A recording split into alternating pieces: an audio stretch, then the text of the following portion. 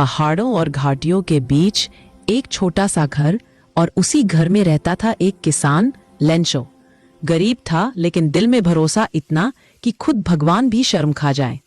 उस साल उसकी मक्के की फसल लहलहा रही थी।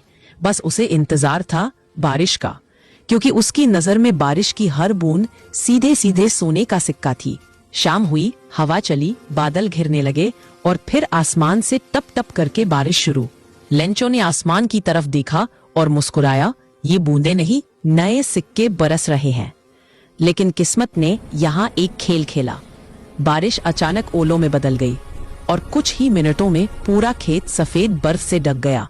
फसल खत्म, उम्मीद खत्म और आने वाले दिनों में भूख तय। पर लेंचो का विश्वास नहीं टूटा।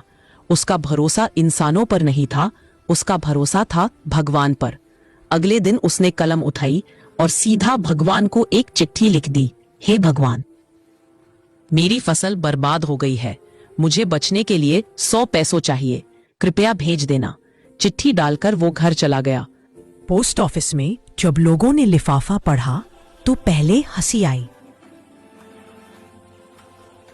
लेकिन वहां का पोस्टमास्टर, एक दयालु इंसान, सोच में पड़ गया। अगर हम इसकी मदद न करें तो इसका भगवान पर भरोसा टूट जाएगा। और फिर शुरू हुआ पैसे इकट्ठा करने का मिशन।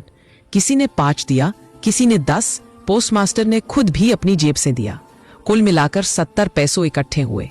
कम थे, पर सच्चाई और दया से जुटाए गए थे। अगले रविवार लेंचो आया, लिफाफा खोला, पैसे गिने और उसका चेहरा सख्त हो गया। भगवान पर शक नहीं, उसके दिमाग में शक तो इंसानों पर था। उसने फिर एक चिट्ठी लिखी सीधे भगवान को, और उसमें लिखा, भगवान, आपने पैसे भेजे, धन्यवाद। लेकिन एक बात, अगली बार पैसे पोस्ट ऑफिस वालों के हाथ मत भेजना। ये लोग चोरों का गिरोह है। और ये था अ लेटर टू गॉड का सबसे बड़ा ट्विस्ट। जिस इंसान ने सबसे ज्यादा मदद की, वही कहानी में चोर कहलाया।